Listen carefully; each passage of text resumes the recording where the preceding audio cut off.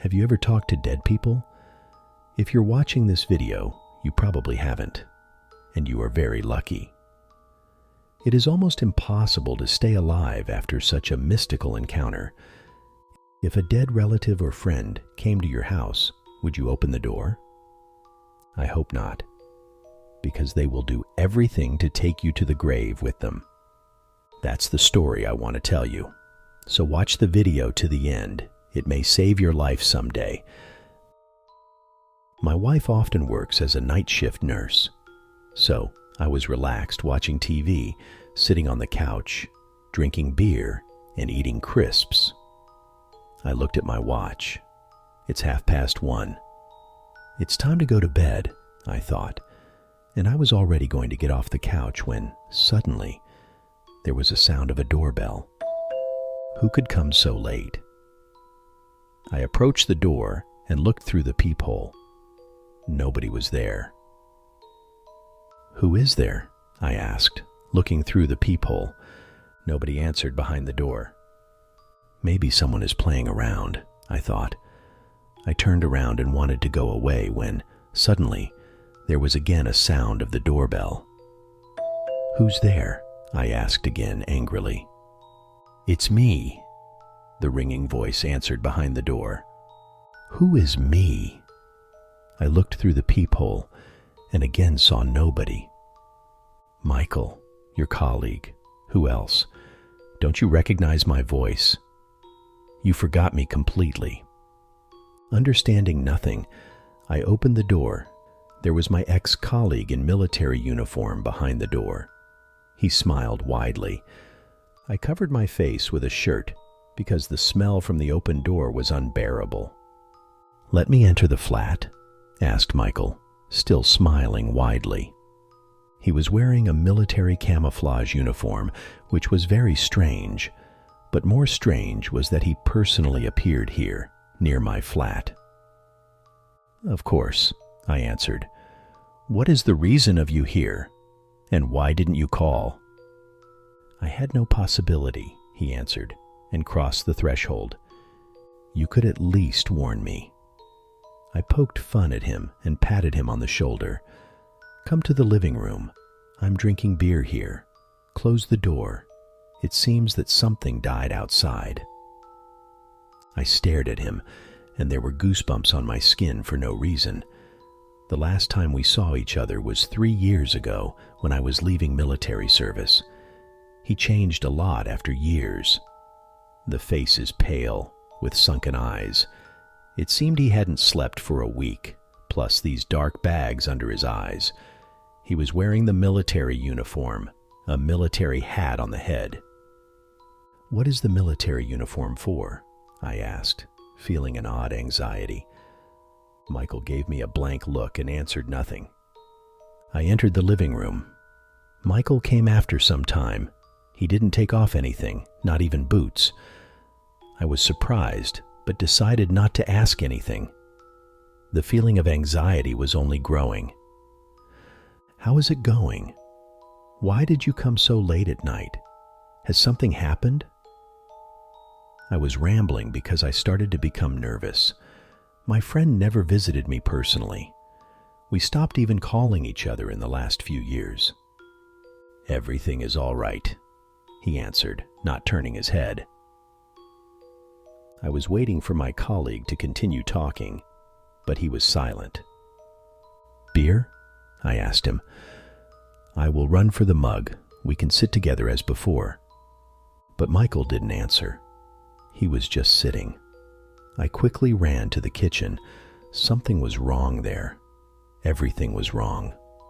His unusual silence, the smell which came from him, his look, and in general, which friend shows up out of the blue in the middle of the night after 3 years of not seeing each other? I took the cup with my trembling hands. The phone started ringing. I involuntarily flinched. Maybe it's Julia, thought, and I came into the hall. It was really my wife. Her voice was exhausted. "How are you, honey? Do you, as usual, drink beer on the couch?" she asked affectionately. "Yes," started I, but Julia didn't give to tell till the end. I have bad news, dear. Michael's wife called me. Michael, who is, remember, your colleague. She was calling you, but for no reason you were unavailable. Yes, I said. There was a huge lump in my throat. So he died, dear. The funeral is tomorrow. We need to buy tickets. The flight is tomorrow. You can... I couldn't understand what my wife was telling me. He sits in our living room on the couch, I blurted out. The legs couldn't hold me. I felt that I could faint. Julia was silent. Who sits? Michael, I said briefly. He came recently. Honey, stop it. It's not funny. How can you joke about such things? You served together in the army, Julia said with a dissatisfied voice. Why should I joke? He sits on the couch. Should I give him to talk with you? I asked, feeling that I would go crazy soon. Stop frightening me.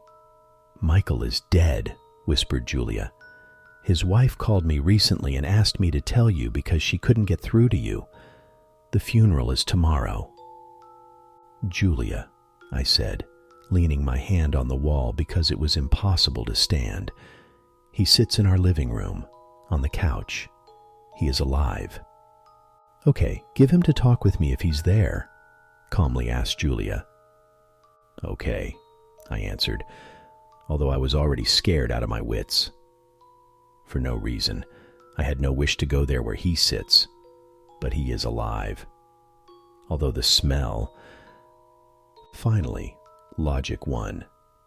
Dead men don't walk and don't talk. There is definitely a mistake here. I entered the living room. Michael was sitting in the same pose, not moving, and looking at the screen of the TV. Michael, can you say hi to my wife? I said that you decided to visit us. Of course, my friend answered suddenly, with a cheerful voice, and smiled, turning around to me. Seeing this familiar smile, I breathed a sigh of relief and gave him the phone. Good evening. I'm Michael, a friend of your husband, and you are his wife. Cheerfully spoke Michael. Julia obviously was answering something. Michael was just keeping his phone near his ear and smiling. Then I noticed something. A trickle of red blood slowly crawled down my friend's hair and neck. Yes, it's truth. And your husband will make me a company. He answered Julia's question. Okay, I will give him the phone. He gave me the phone. I took it, not stopping looking at the red line on his neck. Get out of there quickly, yelled Julia. I don't know who it is, but it's not Michael. Oh my God. I beg you, get out of there. I'm calling the police. I was scared to death. I couldn't say a word. Julia continued yelling something, but I hadn't already listened to her. There was a second trickle of blood on the neck of my friend. It was wider and darker than the previous one. What's wrong with you? Asked Michael, not noticing completely that the blood was dripping from his head. Michael, you have blood there. On your neck, I whispered. The phone dropped. Really? He asked surprisingly, touching the neck. The blood covered all his palm. I was sick. You need to go to the bathroom, I said to him, not recognizing my voice. Okay, he said, and he got off the couch, taking off the hat. I looked at his head and was frozen in horror. The top of his head with the part of his brain was absent. There was only black and red mash. Michael passed by me. I was frozen in horror. After 1 minute, I heard the water in the bathroom. After a moment, I felt a darkening of my vision and started to faint. I woke up because of a strong slap. Wake up! It was Julia, and she was crying, sitting on her knees in front of me. I got up abruptly. Where is he? I asked my wife. There was nobody. The police are interrogating people, Julia answered, stroking my cheek. He was there, I said. I wanted to smoke like never before. He didn't have the half of the head, Julia. The half of the head. My wife was frighteningly pale. She hugged my neck. I was crying. It's good that you fainted, said Julia, hugging me. God bless that it has happened. If you hadn't fainted, he would have taken you with him. He said that it was the truth and that you would make him the company. I was silent, balanced always, self-confident, logical, and practical. It's not about me anymore. The police interrogated every neighbor that day. Nobody saw anybody. They couldn't do more and didn't want to. In fact, they doubted that somebody had come and looked at me like at the crazy one when I told them all the details once again. When I started to tell about that part when I saw the colleague's brain under the hat, they looked at each other, apologized, and left. Julia was shocked and couldn't say anything either. My hands are trembling now so much that I can't do anything. I almost turned gray in these 2 days. I have only one question all this time. Why me? Thank you for watching this video. Don't forget to like the video and subscribe to the channel. See you soon. Bye.